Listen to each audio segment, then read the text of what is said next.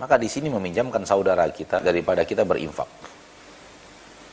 Ustaz, apakah termasuk syirik apabila saya menyarankan untuk mengikat kain merah di botol yang tidak ada apa-apanya dan tidak ada doa-doanya? Sabar adalah Anda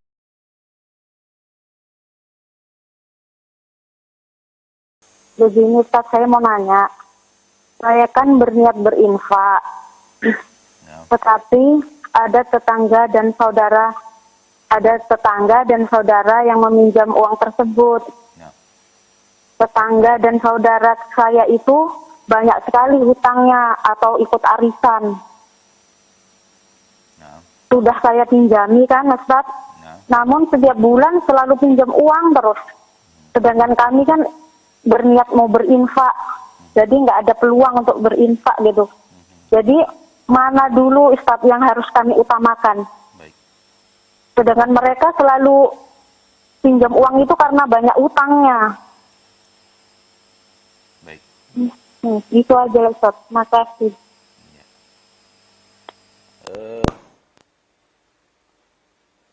Seandainya saudara kita yang meminjam, walaupun banyak hutangnya, tapi membayar hutangnya kepada kita, maka di sini meminjamkan saudara kita lebih baik daripada kita berinfak.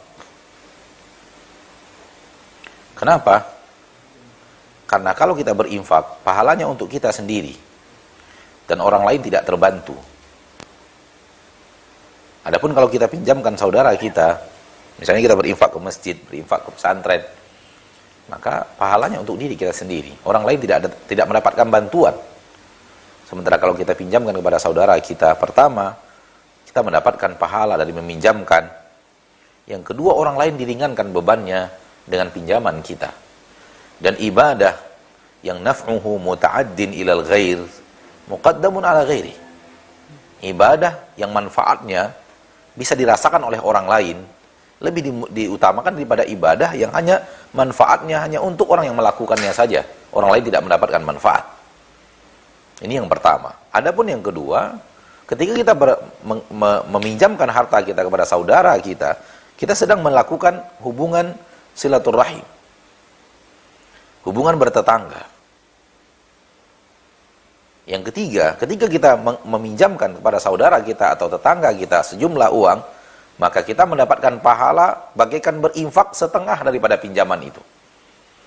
Shadaqatu dirhamaini, qardu dirhamaini shadaqatu dirham.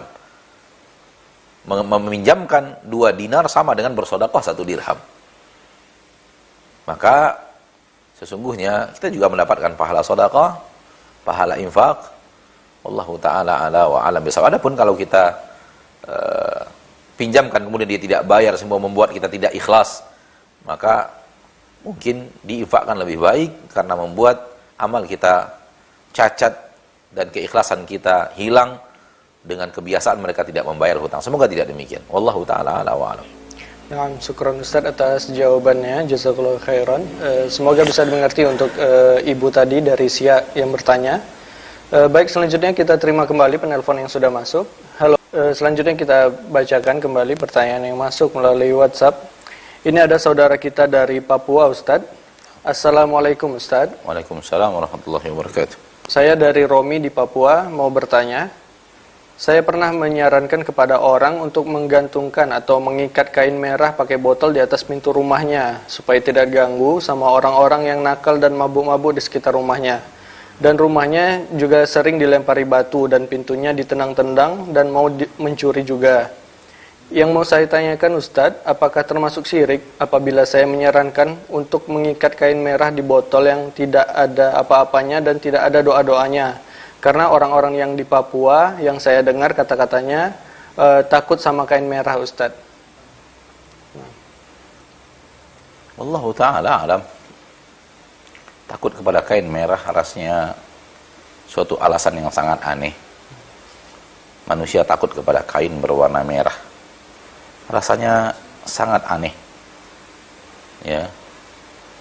Dan perlu ditabayun apa yang tadi disampaikan. Manusia di Papua, orang di Papua takut dengan kain berwarna merah. Wallahu ta'ala alam. Mana tidak tahu sama sekali apa ini. Dan kalau memang seperti itu, entah apa yang terjadi di sana, orang-orang yang ada di Papua kemudian punya keyakinan kalau ada rumah digantungkan kain merah di dalam botol, maka itu pertanda ini, pertanda itu, sehingga mereka takut. Kalau hanya benar-benar seperti itu, tanpa alasan apapun, tanpa iktikad apapun lalu kita lakukan itu, maka itu bukanlah kesyirikan. Namun kita mengambil kesempatan mereka yang selalu menzolimi, dan mereka punya keyakinan yang aneh, apabila ada botol yang diisi kain merah mereka tidak akan ganggu, maka itu bukanlah bagian daripada kesyirikan. Wallahu ta'ala ala wa alam. Nah, syukron Ustaz atas jawabannya dan juga penjelasannya. Semoga bisa dimengerti untuk saudara kita di Papua tadi. Baik, selanjutnya kita sudah terhubung kembali dengan Bapak Kadan dari Cianjur yang sempat terputus tadi. Assalamualaikum Bapak. Waalaikumsalam warahmatullahi wabarakatuh. Ya, silakan Bapak, mungkin bisa dilanjutkan pertanyaannya. Begini Pak Ustadz, jadi saya ini sudah divonis tidak bisa melihat ke dokter permanen Pak Ustadz. Dan ditambah lagi mata saya karena pecah harus diangkat. Alhamdulillah kemarin 2 minggu yang lalu sudah diangkat. Jadi tentang masalah sabar Pak Ustadz. Jadi saya kan pernah dengar katanya keutamaan orang yang sabar itu khususnya untuk diambil 2 nikmat terbesar gitu, mata surga ya Ustaz gitu ya. Yang saya tanyakan, bagaimana sih jangan sampai saya ini salah sikap dalam bersabar. Jadi bagaimana sabar yang benar itu, apa arti sabar dan bagaimana cara merealisasikan sabar tersebut Ustaz. Baik. Mohon penjelasannya. Barakallahu fikum. Assalamualaikum warahmatullahi wabarakatuh. Waalaikumsalam warahmatullahi wabarakatuh. Sabar adalah Anda tidak protes kepada Allah di dalam hal-hal yang ditakdirkan Allah kepada Anda. Anda menerimanya dengan legowo. Anda menerimanya dengan lapang dada. Walaupun Anda merasa kesulitan, Anda merasa bersedih, itu tidak menghalangi sifat sabar. Namun tidak boleh protes kepada Allah, kenapa Allah ciptakan saya seperti ini? Kenapa Allah takdirkan untuk saya seperti ini? Kenapa saya? Kenapa tidak yang lainnya? Sehingga jiwa protes kita terhadap apa yang ditentukan oleh Allah Tabaraka wa Ta'ala telah menghilangkan sifat kita sebagai seorang hamba untuk sabar terhadap apa yang Allah takdirkan. Nabi SAW mengatakan innal qalba yahzan wa innal aina tadma' wa la naqulu illa ma yurdi rabbana. Sesungguhnya hati bersedih dan mata mengeluarkan dan mengalirkan air mata. Akan tetapi kita tidak akan pernah mengucapkan kata-kata kecuali yang membuat ridho Rabb kita. Maka hati tetap menerima dengan legowo seluruh keputusan Allah Tabaraka wa Ta'ala Rabbul Izzati wal Jalalah, dan kita tidak protes atas ketentuan Allah. Itulah dia sabar. Wallahu ta'ala ala wa alam bisawab. Nah, syukron Ustaz atas jawabannya dan juga penjelasannya. Semoga bisa dimengerti untuk saudara kita tadi yang bertanya.